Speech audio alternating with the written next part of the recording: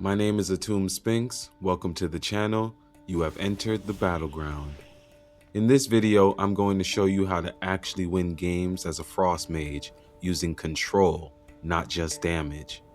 We're breaking down Polymorph, Dragon's Breath, and Snowdrift, and how to chain them together to lock players out of the game completely. I'm also going to show you why Snowdrift is one of the most underrated tools in PvP right now, and how I've been getting kills with it that most players don't even see coming. If you've ever felt like your damage is good, but you're still not closing out fights, this is what you're missing. Before we get into it, I just want to say I appreciate everyone who's been supporting the channel. We're building something real here. If you're new, this is Frost Mage PvP, real gameplay, real improvement. Subscribe if you want to master this class and actually start winning more games. Now let's get into it. Alright, let's start with the most important ability in your entire kit, Polymorph. This is the difference between a mage that just does damage and a mage that actually controls the game. Most players use Polymorph wrong. They wait too long, or they only use it when things are already going bad. High-level mages don't do that. They use Polymorph to create pressure before damage even starts.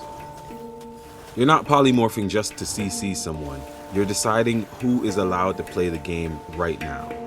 If the healer is polymorphed, your target becomes vulnerable. If a DPS is polymorphed, your team gets space.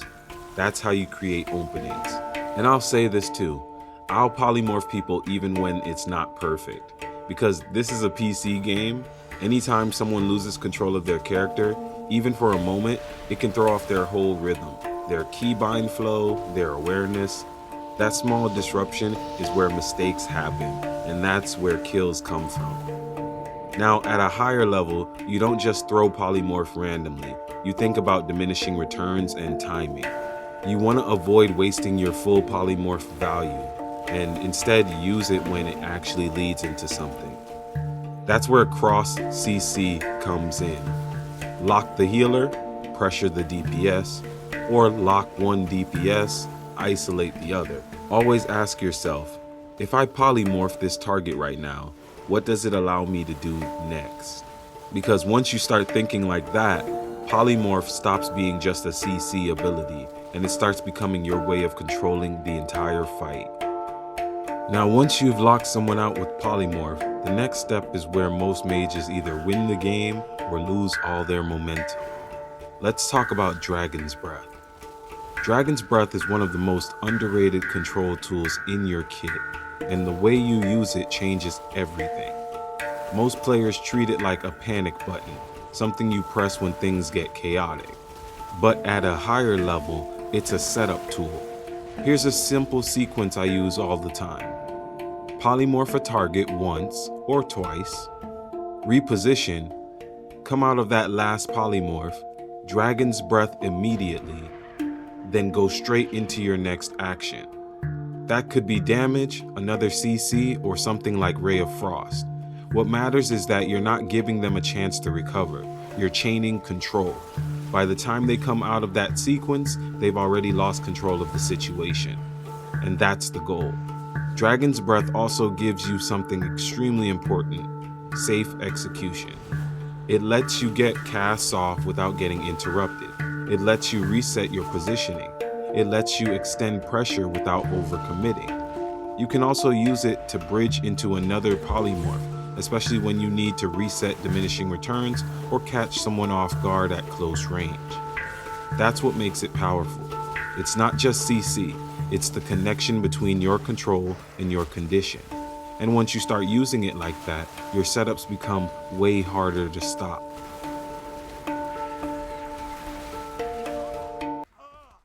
Tired of this happening to you?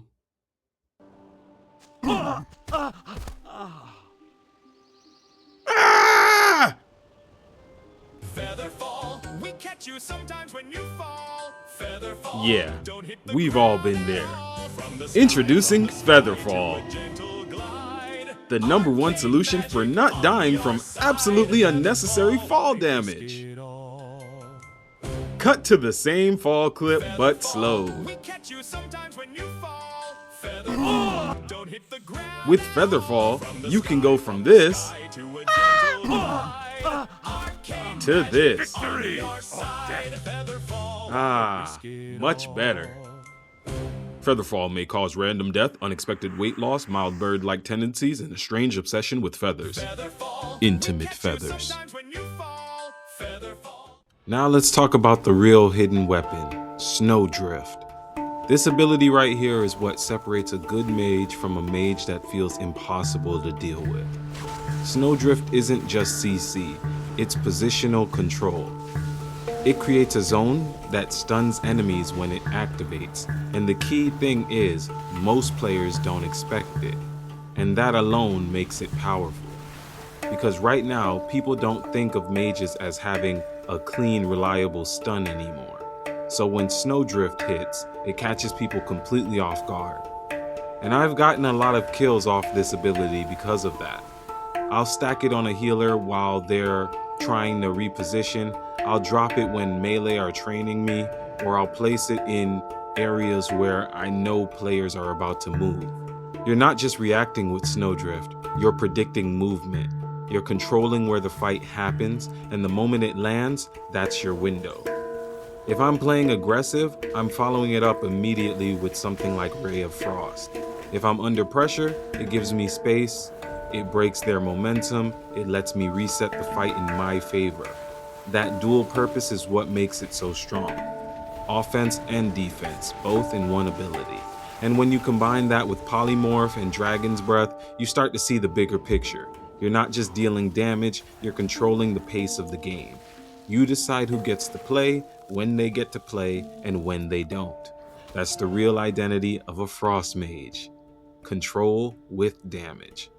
If this helped you understand the class on a deeper level, make sure you subscribe for more Frost Mage PvP. Also, quick note, the music you're hearing in this video is my track Nibiru Gate from Space Sounds Handpan Music. It's streaming everywhere, and if you're a creator, you're free to use it in your own content. Just make sure you credit Atum Spinks and link back to the channel or Spotify. I'm going to keep breaking down real gameplay, real strategies, and everything you need to actually improve. And if you've been using Snowdrift or you're going to try it after this, let me know in the comments how it's working for you. My name is Atum Spinks, and I'll see you in the next battleground.